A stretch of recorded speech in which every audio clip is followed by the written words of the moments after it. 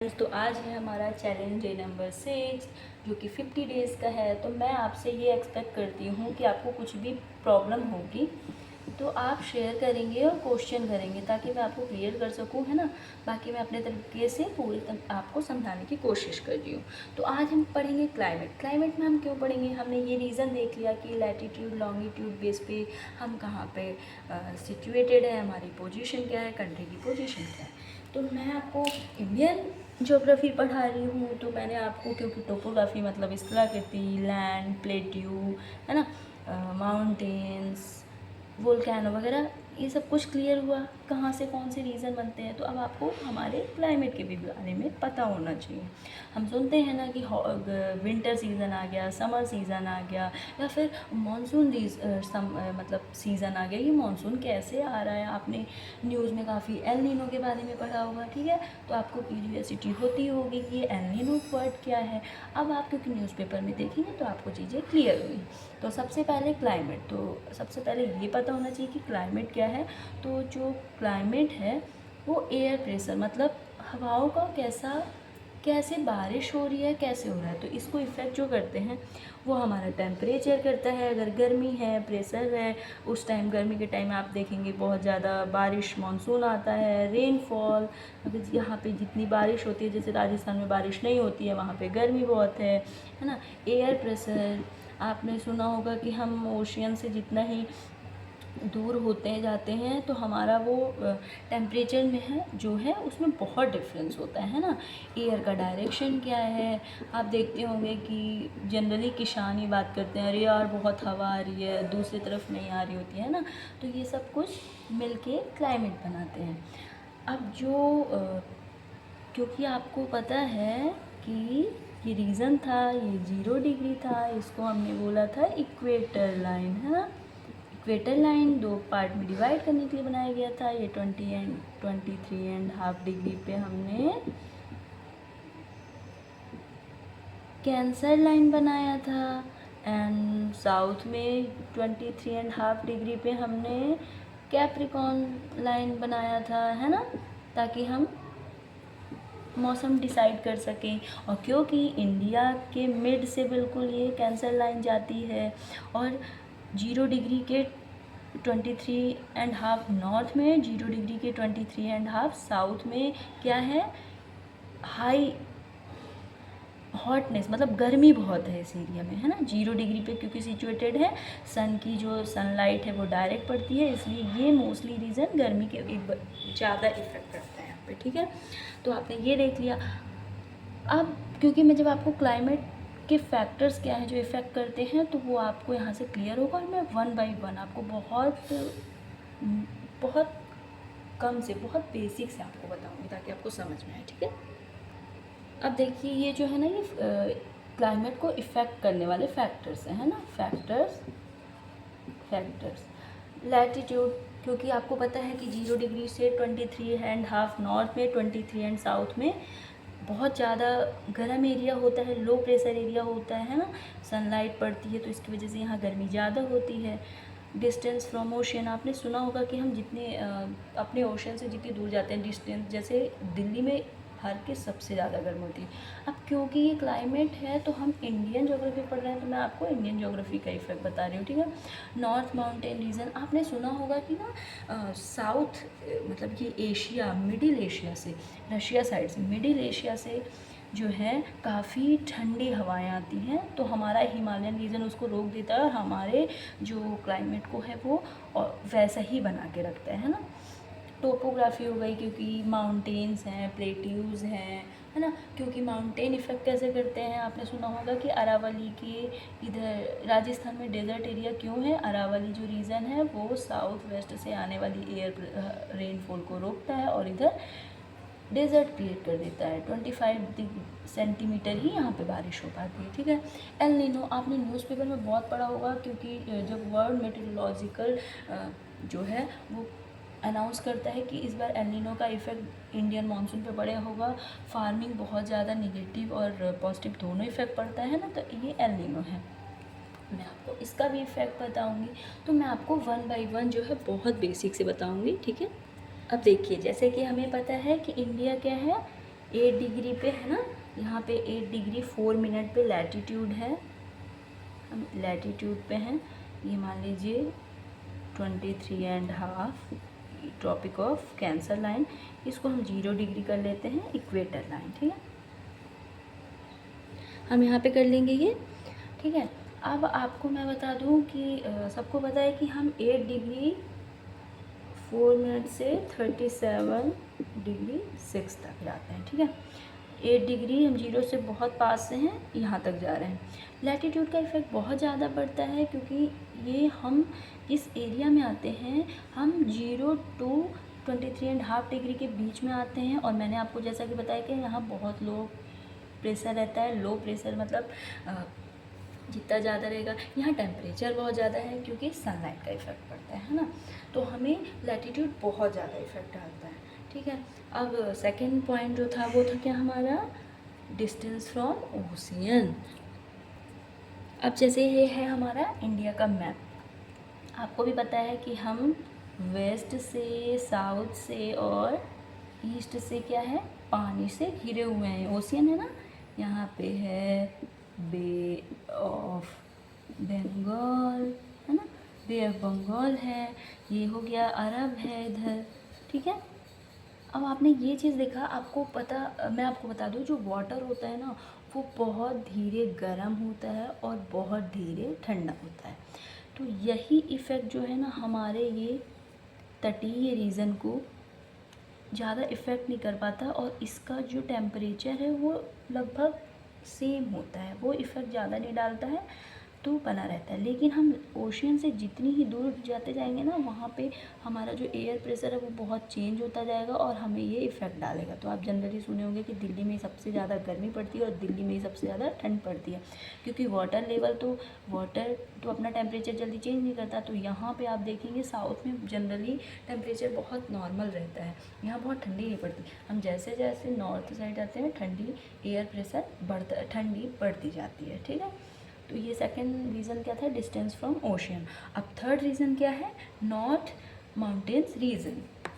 अब मैं आपको बता दूँ ना कि जो हमारा, आपने सुना होगा कि रशिया साइड बहुत ठंडी है ना, लेकिन हमारे उत्तराखंड नैनीताल साइड में ठंड एरिया रहती है, हिमालयन रीजन जो कि काफ़ी थोड़ा हाइट पे है, तो वो अपना इफेक्ट डालती है, ठीक है। ये हमारा इंडिया का मैप हो गया। आपको पता है ना कि जो हमारा ये मिडिल एशिया है, यहाँ पे बहुत ठंडी हवाएं चलती हैं, क्योंकि यहाँ पे हिमालयन रीजन है। तो ये माउंटेन जो है वो इन एयर को रोक देती है और हमारे यहाँ के टेम्परेचर को ना चेंज नहीं होने देती, क्योंकि हम लैटीट्यूड बेस पे क्या है 23.5 डिग्री पे सिचुएटेड है। तो हमारा जो है वो उष्ण है, मतलब गर्म हवाएं हैं ना, ट्रॉपिक है यहाँ पे एरिया। अब जैसे कि मैंने आपको बताया टोपोग्राफी मतलब स्थलाकृति, कैसा स्थल है, वो बारिश को ले रहा है कि नहीं। जैसे आप देखेंगे ये मेघालय का एरिया है, यहाँ आपने चेरापूंजी मासिन नाम बहुत ज़्यादा सुना होगा। क्यों, यहाँ पे सबसे ज़्यादा रेनफॉल होता है। ये रेनफॉल का रीज़न क्या है ना, क्योंकि ये जो पहाड़ का एरिया है ना वो ऐसे है, वो जब मानसून्स आती हैं वो टकराती हैं और यहाँ बारिश करके जाती हैं। क्योंकि आपने देखा होगा ना, आप व्यू देखने जाते हैं, माउंटेन्स है और उसके ऊपर आपको बहुत सारे ऐसे बादल दिखाई दे रहे हैं, वो चलते हुए हमें बहुत फील होता है ना, वो बादल को दूसरे साइड जाने ही नहीं देता। तो उसकी जो भी वो इतनी हैवी होती है कि वो बारिश वहीं करके चली जाती है, ठीक है। अब अरावली का आपने रीज़न देखा होगा, है ना। चलिए, तो अब मैं आपको बताती हूँ अरावली। आपने ये रीज़न में सुना होगा ना कि डेज़र्ट, राजस्थान डेज़र्ट एरिया कहलाता है हमारा, है ना। आपने सोचा है क्यों, मैं आपको बताती हूँ। आपको पता होगा कि इधर पाकिस्तान है ना, पानी के लिए, अगर बारिश के लिए हमें पानी का एरिया चाहिए। अब क्योंकि जो इधर से हवाएं आती हैं ये भी ड्राई हैं। आपको पता है कि अरब साइड से मानसूनी एयर हवाएं आती हैं जो हमारे यहाँ बारिश करती हैं। अब वो आती तो हैं जो कि साउथ वेस्ट से आती हैं, लेकिन क्योंकि यहाँ अरावली रीजन है तो ये बारिश, ये जो हवाएं हैं ना ये क्रॉस ही नहीं कर पाती हैं। क्रॉस नहीं कर पाती हैं तो ये बारिश यहीं हो जाती है। और जो इधर का है यहाँ लगभग थोड़ा बहुत जो पहुँचता है वो लगभग 25 सेंटीमीटर बारिश ही हो पाती है। इसके वजह से यहाँ ड्राइनेस होती है और यहाँ पे एग्रीकल्चर इतना अच्छा नहीं है, ठीक है। ये सेकंड रीज़न आपने जाना। अब मैं आपको बता दूँ कि जो मॉनसून इधर से बनते हैं, ठीक है, ठीक है। तो अब आपने सुना ना कि साउथ वेस्ट से आने वाली मानसूनी हवाएं बारिश अच्छी करती हैं, इसकी वजह से रेनफॉल होता है। क्यों? ये यहाँ की बारिश लेती है, यहाँ की नमी लेती है और लैंड एरिया में बारिश करते हुए चली जाती है। तो इधर जाते जाते लगभग थोड़ी बारिश होती है। जब अगस्त सितंबर अक्टूबर में जब इधर से ये एयर चलती हैं, क्योंकि हमेशा एयर जो है low pressure to high pressure to low pressure की तरफ चलती है, तो वो इधर से बारिश आती है। ठीक है। अब आपने सुना होगा कि जो इधर से हवाएं आती हैं ना वो बहुत कम बारिश करती हैं, लेकिन कुछ जो हवाएं हैं वो बे ऑफ बंगाल से ना एयर लेती हैं, बे ऑफ बंगाल से एयर लेती हैं और तमिलनाडु साइड में बारिश करती हुई चली जाती हैं। तो तमिलनाडु को काफ़ी फ़ायदा हो जाता है इस एयर से। ठीक है। अब मानसूनी पवनें हैं, है ना, जो चलती हैं गर्मी में, ये एरिया हो गया। अब आपने सुना होगा साइक्लोन के बारे में। साइक्लोन की वजह से बहुत बारिश हो जाती है ना। कभी कोई कंट्री साइक्लोन का नाम जनरली आप करंट अफेयर्स में पढ़ते हैं, साइक्लोन का नाम रखा जा रहा है, कौन से कंट्री ने साइक्लोन का नाम रखा साइक्लोन। तो अब सबसे पहले आपको पता होना चाहिए कि साइक्लोन क्या है, क्योंकि साइक्लोन भी है ना जो कि क्लाइमेट पर बहुत ज़्यादा इफेक्ट डालता है। तो मैं अब आपको साइक्लोन के बारे में बताती हूँ पहले, क्योंकि विदाउट साइक्लोन जानने के लिए क्या है, क्योंकि cyclone low pressure to high pressure area जाता है, तो उसके लिए हमें एयर भी तो पता होना चाहिए। तो अब क्योंकि साइक्लोन जानना है तो उसके पहले मैं आपको बताना चाहूँगी कि एयर क्या चीज़ है। ये बहुत बेसिक पता होना चाहिए ताकि आपको साइक्लोन भी क्लियर हो जाए। अब मैं आपको बता दूं कि एयर क्या है, मिक्सचर ऑफ गैसेस, है ना। ये क्या करता है, एक प्लेस से दूसरे प्लेस की तरफ चलता है। अब ये एक प्लेस से दूसरे तरफ जाने के लिए हमें क्या होना चाहिए, जो जिस साइड से जा रही है वहाँ पे हमारा होना चाहिए हाई प्रेशर, और जिधर जा रही है उधर होना चाहिए लो प्रेशर। ठीक है। ये ऐसा क्यों होता है, क्योंकि डेंसिटी ज़्यादा हो जाती है। जब डेंसिटी किसी चीज़ की ज़्यादा हो जाएगी तो वो फैलता है ना, तो फैल के वो लो प्रेशर की तरफ जाता है। ठीक है।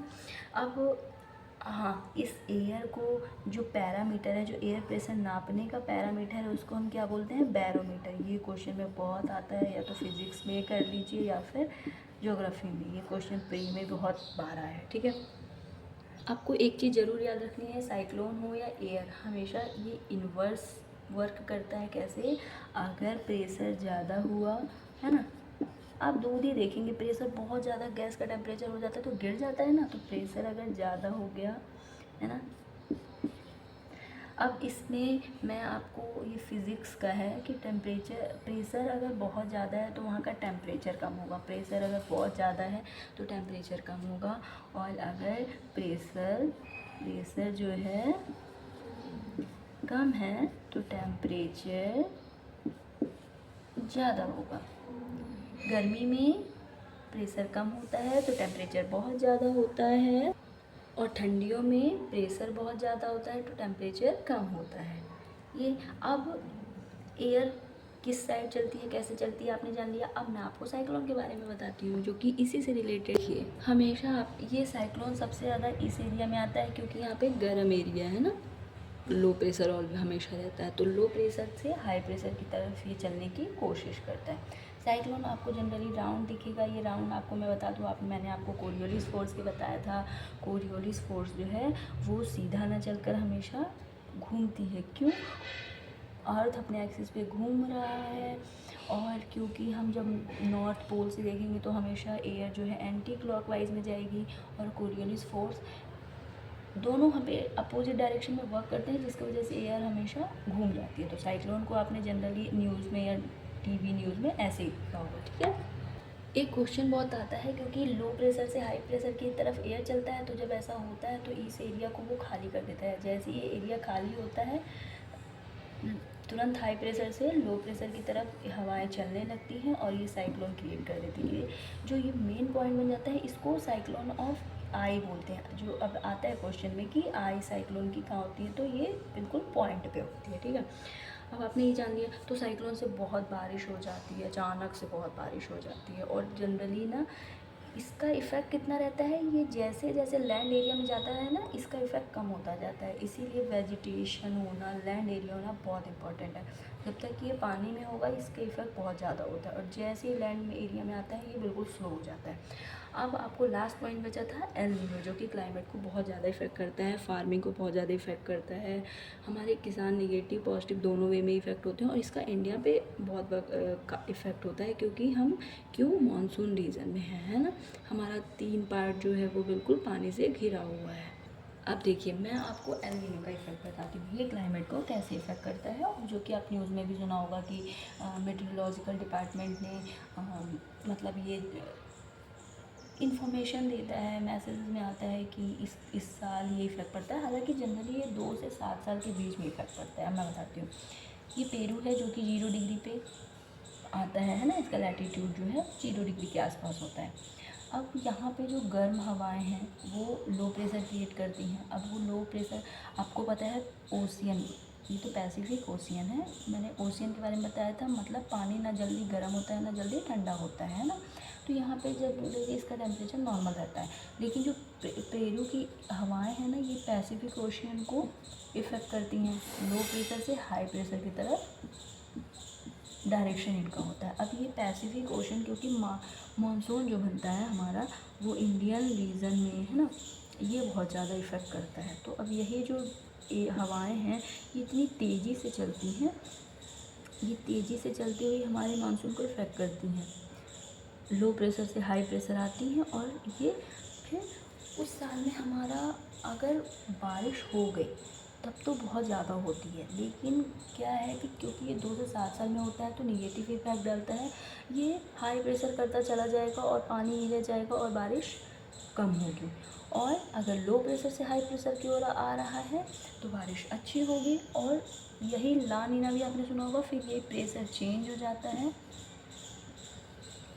कभी कभी यहाँ पे हाई प्रेशर इधर लो प्रेशर बन जाता है, तो वापस जो मानसून है वो रिटर्न हो जाता है और हमारा यहाँ ड्राई पड़ जाता है। तो जो एल नीनो है ना, वो ड्रॉट का भी है और फ्लड का भी रीज़न है। तो इंडिया इससे बहुत ज़्यादा इफेक्ट है, क्योंकि इंडिया की जो 75 रेनफॉल है ना, 75% रेनफॉल जो है ना वो हमारे मानसून पे डिपेंड करता है। 25% ये जो नेचुरली ऐसे बारिश होती है ना। तो ये इससे क्लाइमेट आपका इफ़ेक्ट हुआ। आया समझ में आपको? कोई भी डाउट होगा तो आप मुझसे पूछिएगा, ठीक है? ओके, टू डी फॉर आज के लिए बस इतना ही है ना। Thank you so much.